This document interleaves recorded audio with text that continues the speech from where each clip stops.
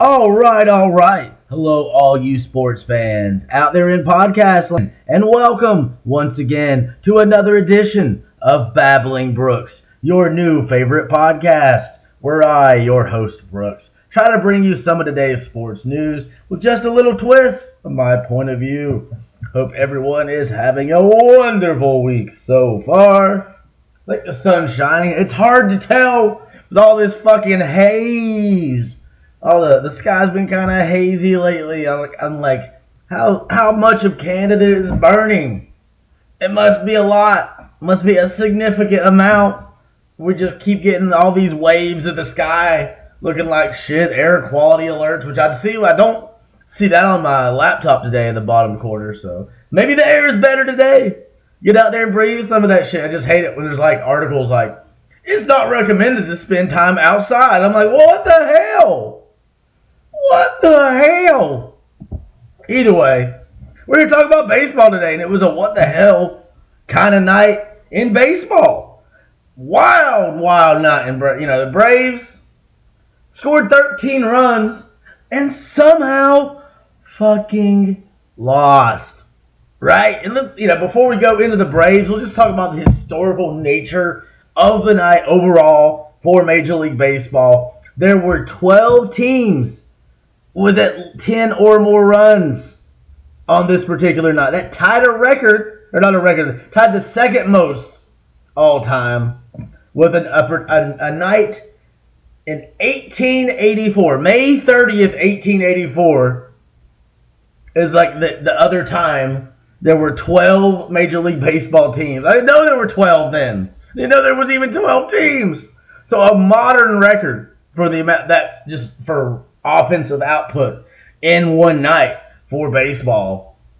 And the most ever was, historical, America's birthday in 1894. So the most since 1894.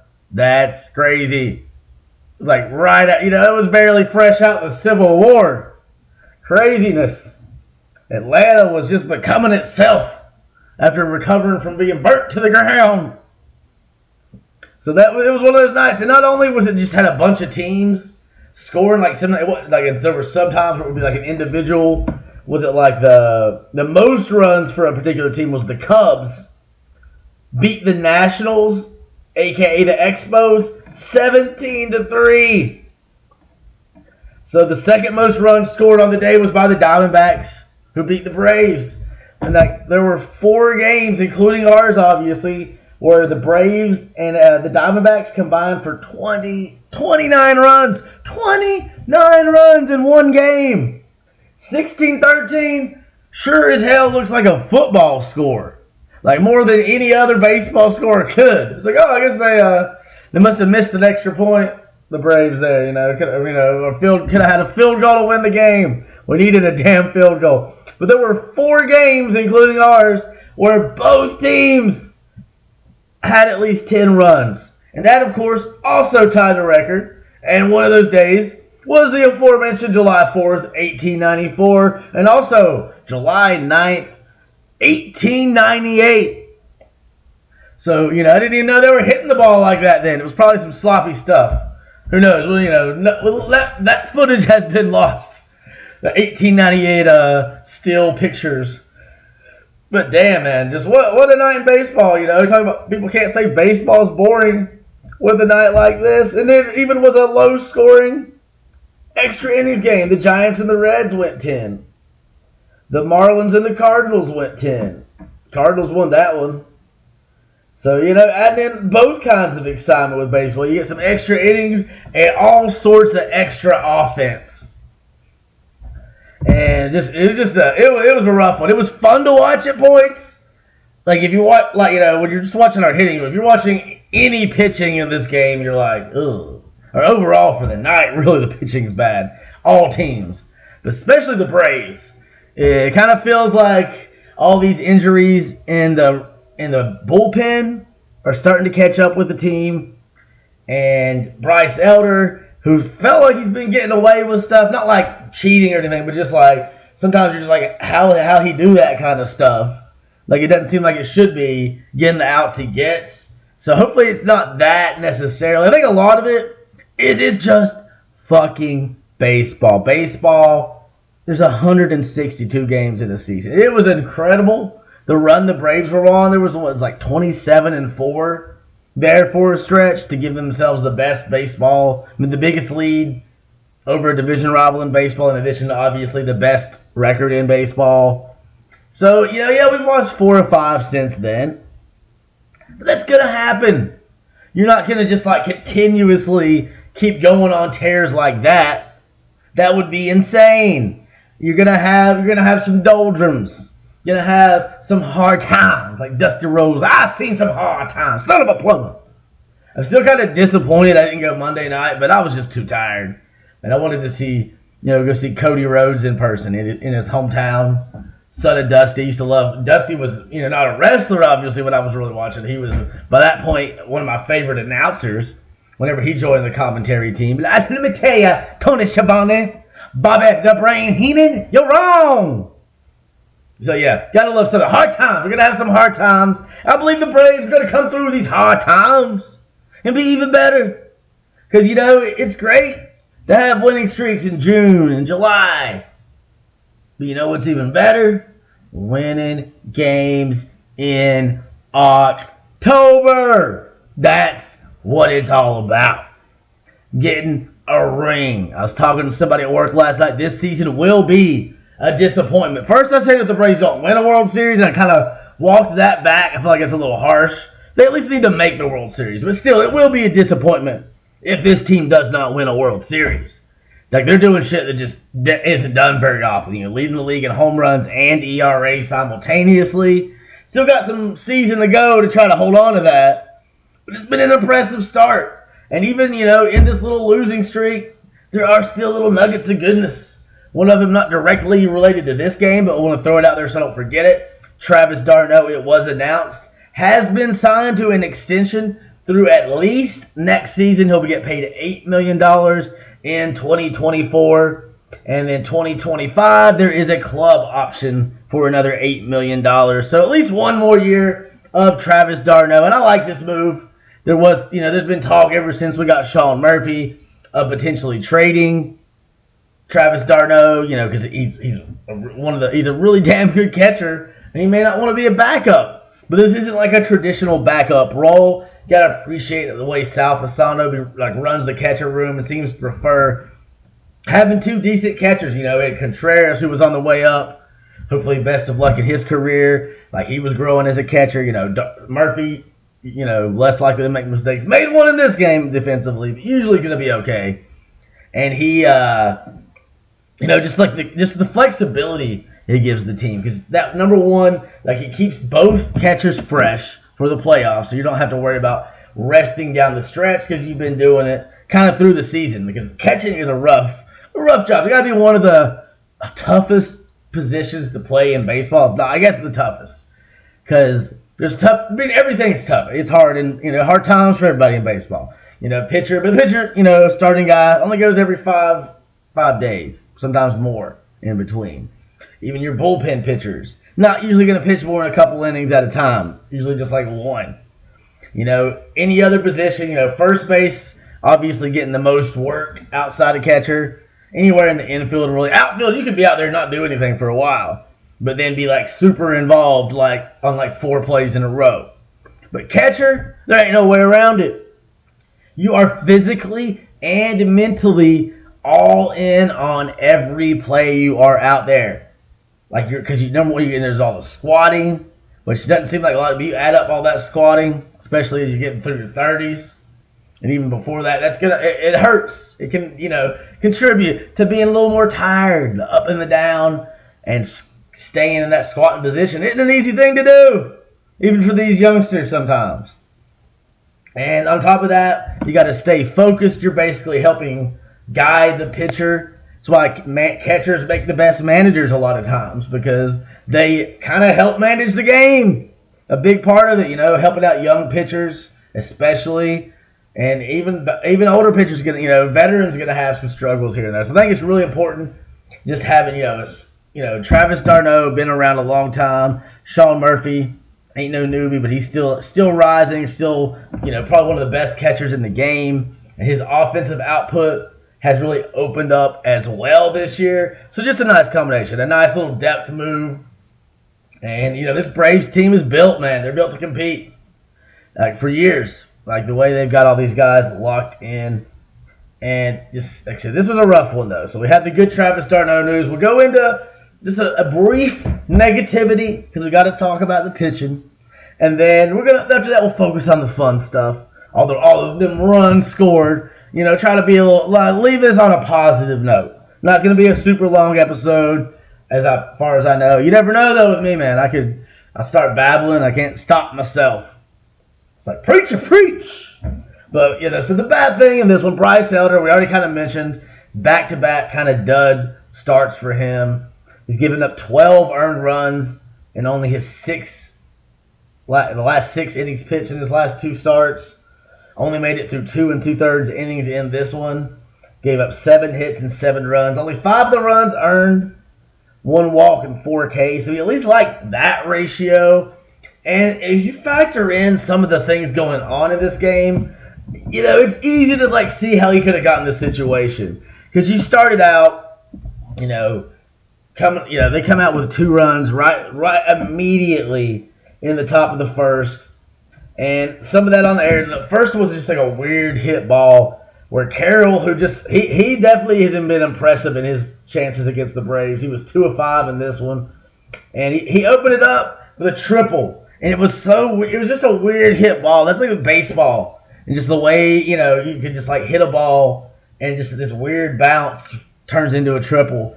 Because it was the ball bounced near home plate and then somehow ends up going over Matt Olson's head and just going right down the line. Anything right down the line like that, I love it when the Braves do. I hate it when anyone else does it to us. Because those hits, man, they always lead to triples. You don't see triples a lot in baseball, really. It's the least likely outcome when it comes, single and double, almost constant. Home runs, a lot easier to do, but a triple, it's hard to get to third without an error a lot of times. It does happen, obviously. It happens a lot. It doesn't it not happen, but it's not a common occurrence compared to the other outcomes that when you step up to the plate. Usually you got to have just the right placement and be really fast to get a triple. And that's those hits that'll do it. I love it when the Bravos do it, when you just hit one right, barely fair, and it finds a way into that corner, bouncing out of there, depending on the shape of the park. So that was one, led to one of the, a couple of the runs, or one of the runs in the first, after the weird Carroll triple. And then you got an error on all people, Orlando Arcia, allowing Carroll to score. Usually Orlando handles one of those no problem. Got a little flat-footed, sometimes it happens, man. Like I said, there's 162 games in a season. You can't be perfect for all of them. So I'm not going to hold this against Orlando because, hey, shit happens. We all make errors. And that's just what happened to do the Braves in this one. The 3 errors feels like the things that really cost us. And then, hey, Bryce Elder gets the offense behind him a little bit. The Braves, not only do they match the 2 runs scored by the Diamondbacks in the top of the first, they put up 5. It started out with Ronald Acuna Jr. reaching on an infield single. Great to see him get on base. Later in this game, in the 6th inning, he would steal a base, taking over the league from Esteury Ruiz with the A's. So very impressive season continues for Ronald Acuna. Even in these losses, able to find some good stuff. He ended up 2 of 5 in this one. Stolen base number 44.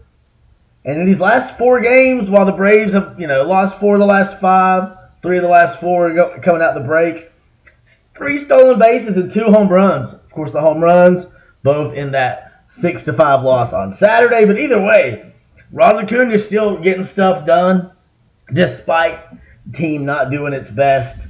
But you can't win them all. And I feel confident, Bryce Elder bounced back. Because when he had his rough, the 2nd inning, the Braves, cool, we got that lead. And then Arizona, decides, oh, we see that 5-run inning. How about we match it? And that's what they did. 5 runs, just like that. It's the second inning. It's 7-5. That's why I was like, man, this is gonna be a wild one. Because they immediately opened up that second. It was Rivera with a home run. And then somehow Carroll, keeps doing stuff, keeps causing trouble for the Braves. A great rookie season for him. He struck out, but he ends up on third base again, somehow. The wild pitch, strikeout, and then Sean Murphy talked about how good he's been for, especially defensively. Gets a little rushed, and he has a wild throw to first. And that allows runs to score, and then they, keeps the inning going. RBI single, like I said, up 7-5. That was Walker knocking in Carroll again. Christian Walker, who I thought was Larry Walker's kid, but he's not. He had a homer in the fourth, and then the Braves are down 8-5 going into the bottom of the fourth inning. It's like, what the hell is going on? What are we doing? Just like this team, man, it's just like this was a rough one. But like the bright spots, we'll try to focus on the good stuff. We talked about getting an 8-5 hole. Let's talk about Austin Riley, what he was able to do for us. That first inning, he got the scoring started, tying it up at 2, driving in Ronald Acuna, driving in Ozzie Albies, Sean Murphy coming up after that. RBI double. 2 more runs in, just like that. The Braves 4-2. Harris getting the other RBI in that inning, and then the Braves 2 innings, no scoring. And they open it back up, doing most of the rest of their scoring in the 4th inning. Austin Riley coming up, getting a big home run here, and both. How about Austin Riley 3 for 5, and all 3 of those hits either tying the game, as in the case of the first inning when he tied it up at 2, or giving the Braves the lead, as they did with a home run in the 4th, a 2-run shot, or a 3-run shot in the 4th, and then a 2-run homer in the 6th inning to give the Braves a 13-12 lead. And that would be all the scoring the Braves did. Mostly scoring them 5 runs in the 1st and the 4 runs in the 4th. And how they did that? How about Kevin Pillar? He came in for Sam Hilliard. Sam Hilliard getting the rare start in left field. Eddie Rosario out again. And they don't seem to be like they're going to put him on the injured list, but he's still listed as day-to-day, so wouldn't be surprised to see him miss another game or 2. But either way, Sam Hilliard getting the start. But then Sam Hilliard, he gets hurt. So bruises his heel somehow. So now he's on the 10-day injured list. Replaced him with a pitcher, Seth Elledge, help out in the bullpen. But Kevin Pillar, RBI double, getting the Braves back on the board in the 4th inning. And then it was Austin Riley, that 3-run shot over the field there in left, over the fence in left. Just like that, the Braves are back on top. It's the 4th inning, and this game is 9-8. 9-8 in the 4th. I'm kind of surprised we didn't score more than 13 and 16. It was that kind of game. And then Orlando Arcia adding a 2-run home run. It's good to see from him. He had after going 0 for 7 last 2 games, after opening up the Chicago series with a 2 for 3 game. So hopefully this carries over to the next 2. But good to see him. He hadn't really been hitting the ball quite like he was there for a while. Just little flashes of it. And that gave the Braves an 11-8 lead, which, you feel okay about. You're playing at home. Surely the bullpen will step up, get something done. In the 6th inning, though, man, of course, Carroll reaches on an infield single. And Walker hits another homer. So we got both 2 guys. They had a guy hit 2 homers. We had a guy hit 2 homers. They had more, though. In the end, that gave them a lead again. Talk about Austin Riley. We're down 1 run in the bottom of the 6th. Austin Riley, 2-run homer, bringing in Ronald Acuna after that stolen base. Braves are on top again, but after that, they couldn't get anything across the plate. Really disappointing. Couldn't score any more runs after the 6th inning. Like 9 of the 13 runs coming in 2 different innings. And then the Diamondbacks, man, they weren't done. Like the dangerous team, they've been kind of losing some games lately. Like falling out of that division lead in the National League West. But they're still probably one of the best base running teams in the league. Like they're young, they're fast, they got a lot of energy, a little heart. And they had more in this game, so hopefully the Braves can bounce back. But those 4 runs in the last 2 innings just killing us, especially the 9th. It was one that you give up 1 run in the 8th, you can live with that. Because Canzoni, single to right, driving in a run. Good job to the kid. His first career hit in the major leagues. That tied it up. So, you feel pretty good. Your first career major league hit. Tie the game up in the top of the 8th inning on the road against the best damn team in baseball. And then the 9th inning, man, they send Iglesias out there just, because you feel good. If you're the Braves, you can go into the bottom of the 9th. With a tie game, you feel pretty good about that. Because all you got to do is get 1 across, and if you don't, you go to extras, and you get the extra runner on base every inning, which the other team does too. But as the home team, you get the last shot. The greatest part about baseball is home field advantage. The best home field, home court advantage in any sport, because any other sport, you're not really going to get a guaranteed last chance like you do in baseball. Like you're the home team. Guaranteed the last 3 outs, period, if you need them. So, driving in a couple runs and the Braves not able to answer. Iglesias, a little bit of a struggle, but, man, it was one of those things where it wasn't really all his fault either. You had a Matt Olson error where, he tried to – it looked like Matt thought he could get to the ball, and then the pitcher was going to be there. And it was a thing. Just throwing the ball when ain't nobody there is never a good thing. So leading to an error, leading to a run. Iglesias taking the loss in this one. He falls to 3-4 on the season. And just a rough one, because you normally think, sort of how the other day, you like Spencer Strider, 10 strikeouts, Ronald Acuna, 2 home runs. You win that game usually. Same with this. Normally you have Austin Riley, career high 7 RBIs. Your team scores 13 runs at home, and you lose, giving up 2 touchdowns with 2-point conversions, or a touchdown with an extra point and a safety at home. Some Falcons shit. But I'm not a Falcons fan.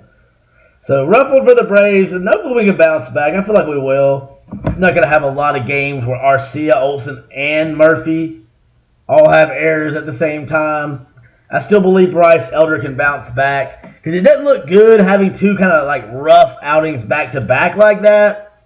But you kind of look at the weird circumstances of this one. You got the strange bouncing triple, bouncing at home plate pretty much, and then somehow making it all the way to that corner for a triple.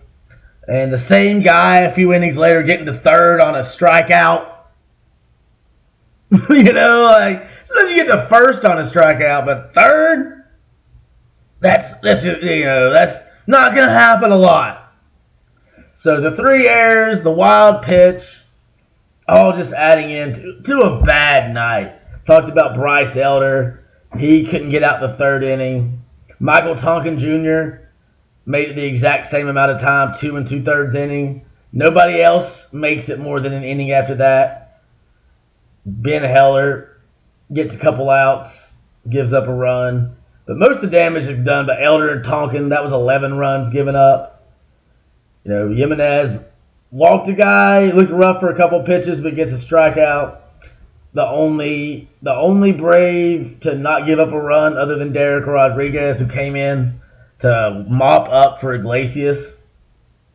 Had Kirby Yates gave up a run in his inning. Iglesias gives up 3 runs on 3 hits without getting more than 1 out. Only gets 1 out.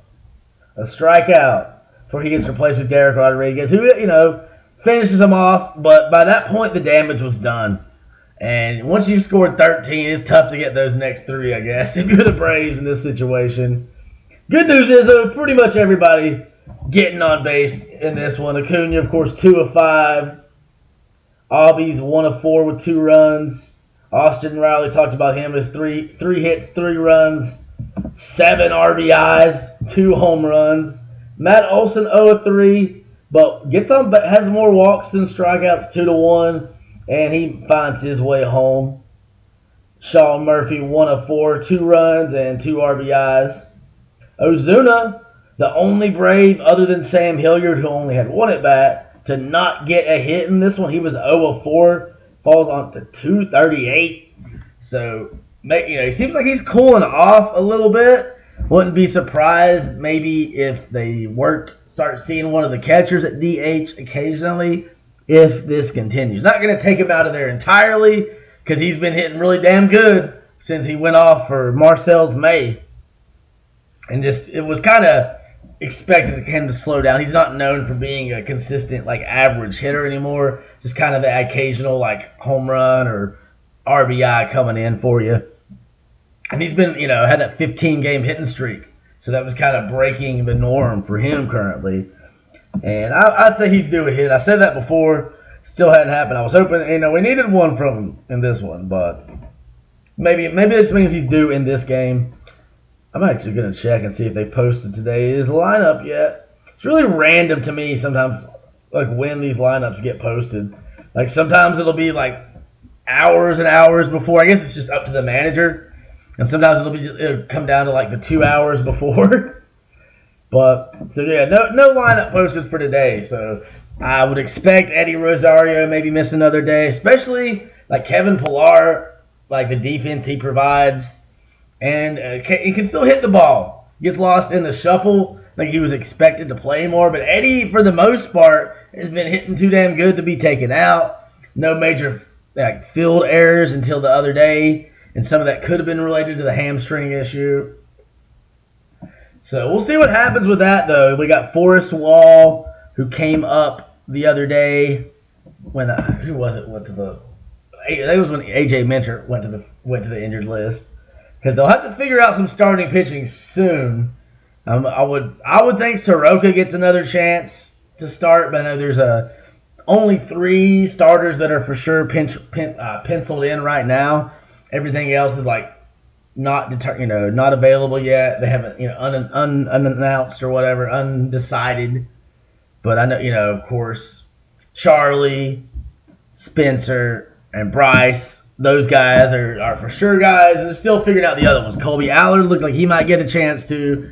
Soroka, even though he pitched out the bullpen the other day for 3 innings, I feel like he is the best option still, when it comes to guys on our roster. I mean, you still got A.J. Smith-Shawver down there in AAA, Jared Schuster, who is pitching today, so he wouldn't be available to pitch until early next week. Last I checked, Gwinnett was winning, and he is a left-hander, which the Braves probably need. They've only got the one left-handed pitcher on their roster at all right now, and Lucas Luetge. Nobody else, not starter, no other bullpen guys. And they do have Seth Elledge up. He's a right-handed pitcher. He's replacing Sam Hilliard as he goes to the injured list. So he's going to, I would assume, see some innings pretty soon. Because we got a lot of hurt guys in the bullpen. AJ Minter, which he should be back and hopefully around a week. He shouldn't have to stay more than the minimum. But we've heard that before with other players and it hadn't happened. So hopefully we can get him back, get Iglesias. Because I think it's just affecting all of them. You don't have your setup guy. And then Iglesias instead of it being a save situation, it's a win or loss situation, a tie game. So a little bit different for him, and just errors, man. That's what really did the Braves in this one. And the injuries to the bullpen catching up with us. And then sometimes you're just gonna have some rough games. Like Brian Snicker was talking about. He's like, "Oh, we're fine." He's like, "It's gonna happen," which I appreciate his even keelness. And it's true, though. I've been saying, too, it's great winning all these games, having these, setting records now. But, hey, man, let's win in October. Let's win in, November, I think it goes into now. But it's you're going to have these stretches as long as it doesn't get too bad. We're 5-5 in our last 10. Lost 4 of our last 5. 3 losses in a row. But, hey, man, that's baseball. 162 games. I know I say that a lot. But it's just because it's so fucking true. And it's easy to just be like, oh, I get disappointed in the moment. But it's like, hey, you're going to lose a few. Like, the Braves have been just too good lately. Like, you don't want to just go into the end of the year, and just be like, well, you run out of steam. And let's have a quick little look at the overall standings right now, see what is happening with the rest of the league. Specifically, we'll start in the National League East, where the Braves still got a 9.5 game lead on the Phillies, still the largest lead in any division, even with the 3-game losing streak. And the Phillies, you got to watch out for them. They were the team that stung us last year. They made it as a wild card after we won the division, upset us on the way to them losing to the Astros. Go Dusty Baker. But they have won 7 of the last 10, a 4-game winning streak. So gaining a little ground, and now the Braves are not the only team in the National League East, as they have been for most of the season, with a positive run differential for the season, as the Phillies have recently surpassed their runs against total with their runs scored, and they got a 13-point positive differential, 13 run. The Braves still significantly above them with 145 run differential. You know, they got Miami and New York are negative 15, negative 11. Washington negative 100. But they're out of it. I mean, they don't have a chance. No offense. They're 24 games back, 38 and 57. They pretty much gave up their chance when they traded Soto last year. The Mets also on a little bit of a winning streak. They've won 2 in a row. They've won 6 of the last 10. But they're still 17.5 games behind us. I would love to see us put them 20 back, just so we can just say, hey, we're not even going to think about you anymore. But, you know, the Phillies and the Marlins, 9.5, 10 games behind us. The Marlins have had some hard times, just like us. They've lost 5 in a row. They've lost 7 of their last 10. So rougher for them even than the Braves. So seeing them fall back, see if a lot of people thought that might happen. They were kind of surprising people. They do got Jazz Chisholm and, of course, Luis Arraez, who's still trying to go at that number 400 batting average for the season, which hadn't been done since Ted Williams way back in the day. And let me look and see what his average is right now, actually. Mr. Arraez. Let's see. He's hitting 376. So it's down. Still can make it up, but kind of not struggled, but average has dropped a little bit lately. Like the last 2 weeks, he's only hitting 293, which is, you know, better than a lot of guys in baseball. But you gotta go on another run if he wants to hit 400. Hopefully, he'll get all those hits against teams that aren't us. So the Braves, 2 more games against the Diamondbacks, and I believe it's Charlie on the mound tonight. Charlie Morton today, Spencer Strider tomorrow, and we open up our series against the Brewers in Milwaukee, one of the former homes of our beloved Braves, and that is still undecided for that. We're playing a bunch of games against the Brewers. I looked it up, like we're playing like them in Milwaukee, and then we play like 2 games against Boston, and we're right back playing against Milwaukee down here. So that should be a little fun stretch. They are the division leader now by 2.5 games over the Reds in the Central. Now, the Reds, I did not realize they were still kind of a little bit of a losing streak. They've lost 6 in a row, 7 of the last 10 right now to fall out of first place. They were surging. They were so much fun. But it's like that, you know. You can't keep, no matter who you are. Runs only last so long in baseball, especially this time of year, man. We're about to get them dog days of summer, if it hadn't already started, which I guess it has with these like almost 100-degree days here in Atlanta, which today cooled down a little bit. I believe it's only in the low 90s, but back up to like 96, 97. Yesterday was the hottest day of the year so far. So I was like, I ain't walking to work today. I'm going to take the damn bus. And, of course, Marta gave me trouble. Some other streaks. How about the entire American League East is on losing streaks, which Toronto and Boston, it's not really a streak because it's only 1 game. But Tampa and Baltimore, 3 losses too. The Yankees down to last place. But they still would be first place in the American League Central, despite being 9 games out of first in the East. They would still be, like a game ahead of the Minnesota Twins, who lead the American League Central. Game ahead of Cleveland, who's won a couple in a row. Oakland's still the worst team in baseball, but they did win a game. Texas sitting on top of the American League West still. They won 5 in a row, trying to keep that 4.5 game lead on the Astros. Angels have won a couple in a row.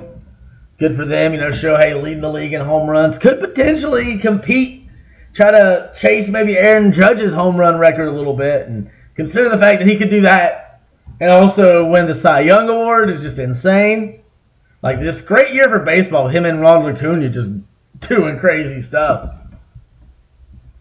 And also, you'd like to see the Angels win some, because if they don't win, they're definitely going to trade Shohei. And I do not want to see him as a Dodger. I do not want to see him playing in New York for either team. Don't want to see him in the division, period, especially Philadelphia. I'm rooting for Shohei Ohtani to either stay with the Angels, to go with the Mariners, or the Rangers. And I wouldn't mind him with the Braves. For a trade, we'd have to just, give up too much. Like, if we could find a way, if the Angels keep him and he becomes a free agent, the Braves probably aren't gonna pay him. But if they did, just imagine that team, that would be something very special. That's definitely, feel like, a team that can win a World Series. But, I just think it would take so much.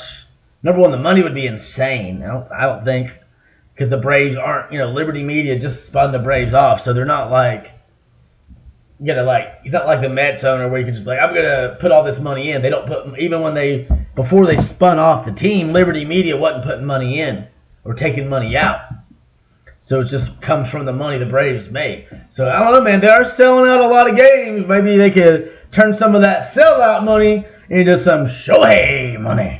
Have him replace Charlie on the mound and Ozuna as the DH next year. Damn, right? Damn, that's all I have to say. See, let's talk about, you mentioned the Dodgers. About every team in the National League West has won game. Nobody's on a losing streak. Arizona and San Diego both have won 1 in a row, which isn't in a row, it's just a win. San Francisco, they're still a game and a half behind the Dodgers, but they've won 7 in a row. Them and the Dodgers have both won 8 of their last 10. So a battle there on top of the West. Dodgers taking what many believe to be their rightful place at the head of the table. And, but the Diamondbacks, they're still only 2.5 out, but hopefully we can add to that total. Because I think we got to root for the Dodgers. I think they might be playing one of our rivals. And the Padres, still a surprising kind of dud of a team. Them and the Mets, definitely very disappointing, all the money they put in. But, hey, I'm not disappointed in the Mets sucking. I love that. I wish they sucked harder. I wish they were worse. Same with the Phillies. The Phillies are not worse. They're surging, though. Ever since Bryce Harper got back, it just unlocked that team, and I hate them. Fuck the Phils, but damn it, they've been playing pretty good lately. But hopefully Colorado, I'd like to see the Padres turn it around. And they can still, they're 10.5 out. But if you let's look at the wild card. How far out are they of the wild card? Because that's what matters. They're not going to win the division probably. They're 7.5 games behind the Phillies for that last spot. So, I would love to see the National League West take all of the wild card spots. I don't want to see the Phillies. After last year, man, I don't want that chance. I don't want to play anybody from the division in the playoffs. Just not good. Don't like it. But let's see what we got going on. Anything else? Like I said, we talked about Forrest Wall. I don't know if he's going to start, but I would expect, especially if we're down again, to see him get in a game because he's been tearing up the base paths down there in AAA, getting a lot of stolen bases. So, it'd be nice having an extra stolen base threat in the lineup. Because I don't know that he's going to get a start, but if Eddie Rosario keeps getting hurt, maybe he gets a chance out there in left field. And maybe even as a DH, he's done that. He played some DH. He can play any outfield spot. But what I would expect more to happen is probably Kevin Pillar gets the start, but I would expect Forrest Wall to get in there. Maybe somehow how Kevin Pillar will replace Eddie later on in games. Maybe they do that. And depending on how the game goes, they might do it earlier. And, definitely because Sam Hilliard, wasn't getting in there at all. You got Eddie finally getting hurt. Like, he'd been playing really well, and Eddie wasn't expected to be an everyday. He was expected to be more of a platoon guy this year, like him and Kevin. But he's been hitting it pretty damn well. Eye surgery, he can see and all that. So, see what goes on today. Still no news in trade fronts. Waiting to see what happens if the Hawks going to try to make a move. Dame Lillard gets moved. James Harden trying to get out of Philly, but maybe you shouldn't have opted in, dude, if you don't want to play there. Like, that just seems to me a weird situation. Like, you opt in, and then has to get traded, like, without even any real time passing.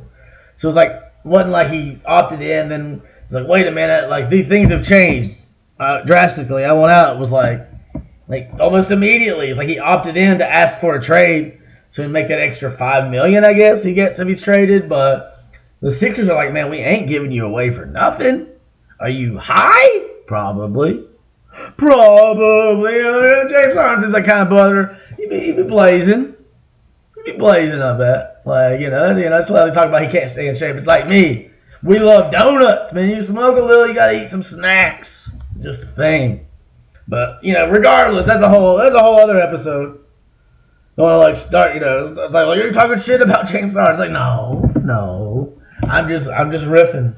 I'm just saying, man. I think it's like whatever. Like, I just think it's odd to ask for a trade like that after you opt in and then expect them to just, they're not just going to give you away. I think Joel Embiid's still hoping he can get James Harden to stay there, see what they can do together, unless he can get Dame. Now, that would be something. I don't see that trade happening. But everybody, of course, Joel Embiid did cause a stir in Philadelphia by saying he wants to win a championship, whether that's in Philadelphia or somewhere else. And he did highlight that he changed his middle name to Troll. Embiid spelled just like Joel with a T in our R, obviously. But he's looking at my name. So it's some of that, but at the same time, he's sending a message like he wants to win a championship, but he'd like to win it there. But if it doesn't work out, it doesn't work out. And Philly, 76ers are like one of the Philly teams I have a little bit of a soft spot for. But, they did have Allen Iverson play for them. They did have Dr. J. Obviously, Charles Barkley and some other guys, too. But, the ones to me, they're impactful. AI, just a game changer. And then Dr. J, game changer. You're not going to have Jordan and all these guys dunking the way they do if Julius Erving and David Thompson don't do it first. Some incredible players, man. I bet Dr. J would be a lot of fun to talk to. He lives in Atlanta. At least one of the places he lives is Atlanta. And that's going to be it for me today. Hopefully the Braves can find a way to get some outs from the mound. We need to get some innings because this bullpen getting wrecked lately. Just too many injuries, giving up too many runs. Had the 6-5, which wasn't that bad, and escalates to 8-1. And then you're giving up 16 runs as a team in this one. It's just tough to do. And I still believe Bryce Elder I think he can bounce back from this. Because it was like, yeah, he made some mistakes. But when you have those, multiple errors from guys like Orlando Arcia, Sean Murphy, who don't make mistakes like that too often. So I think Bryce has a good chance to bounce back. Hopefully so. Seeing his ERA is just kind of skyrocketing lately. It's been a rough little stretch. But hey, man, it's the dog days of summer. Shit is going to happen. The struggle is real. And you just got to struggle on through, come out triumphant and stronger. And I believe that's what this Braves team is going to do. Just a little lamp, and sort of just like the White Sox, the Diamondbacks were due a win. And hopefully we can find a way to still win the series. I don't want to lose. It's one thing to lose a couple of games back to back, but I don't want to see them lose a series back to back. But if it's going to happen, get it out of the way in July instead of September and October when the pressure really going to be on going through the playoffs. But hey, I feel good about this team, man. Excited about it, excited about the Hawks, even though don't know what's going on with them. Excited about my Panthers, baby. Bryce Young, man, could be, game changer for us, especially we got some blocking going on, some offensive weapons, And the defense, oh man, these dudes were already good. Now we got another coach in there, could be a future head coach. I mean, I still think Steve Wilkes. I'm still disappointed he didn't get a head coaching job. I feel like he earned it with the Panthers, but I feel like he needed to get into the playoffs to really get that. And at least with Frank Reich, he's brought in probably the best staff the Panthers have ever had. So I can kind of see why they went with Frank Reich, not just because of what he can bring to the table, but when you got Evero and Nerjo, I'm going blank on our core offensive. Thomas Brown, offensive coordinator.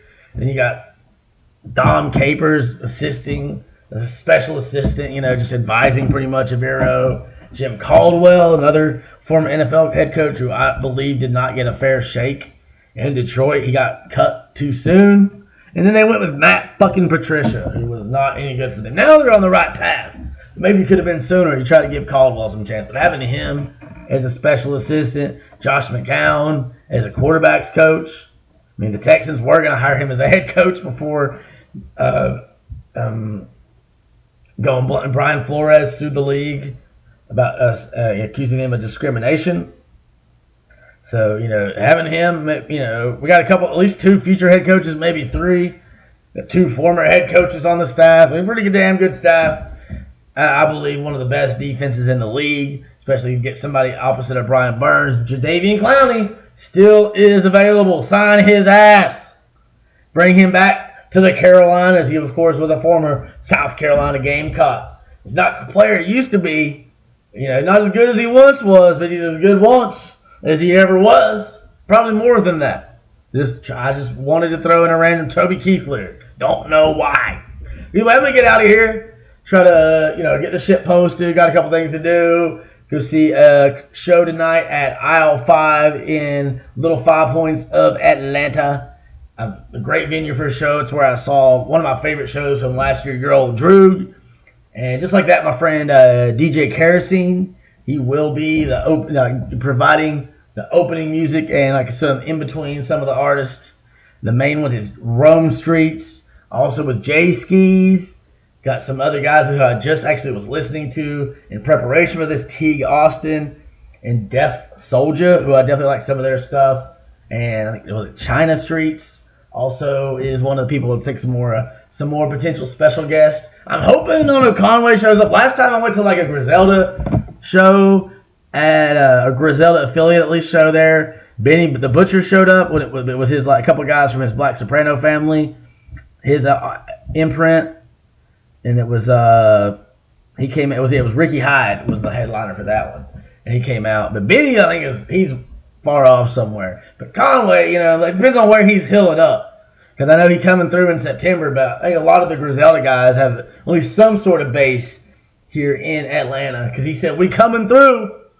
So I'm maybe I don't know if he mean. I think he meant we is in Griselda, and because Jay Skis is on his drum work imprint, Rome Streets is Griselda. And then Jay Skis' drum work. If you haven't listened to the new drum work compilation album, definitely check that out. A lot of good tracks. My favorite one, Andre 3000.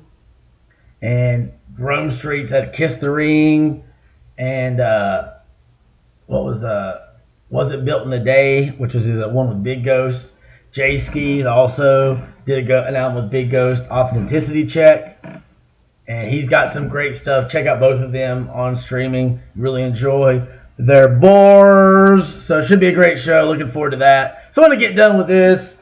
Eat, smoke, shit, all that. So I'm good to go for the show. And you can have a good time without having to worry about that. But hey, man, hope you all have a great day. If you're in Atlanta, definitely consider checking out Aisle 5 tonight. Going to be a great time. Hope I'll try to talk about that tomorrow with y'all, a little concert review. Start trying to do that when I hit up a show. And I think that's going to be it. Only bad thing about it is I won't be able to watch the Braves game. Try to watch some highlights when I get home from the concert and still give y'all a little update on that tomorrow. I'm going to do a quick episode tomorrow because the Braves got a day game. Wish they had a day game today so I could watch that before the show instead of missing it. But hey, man. You can't always have your cake and eat it too. Sometimes you can. I don't know. That actually doesn't make sense. Why the hell else would you have cake other than to eat it? What are you even talking about? I don't know. That's it. Peace out.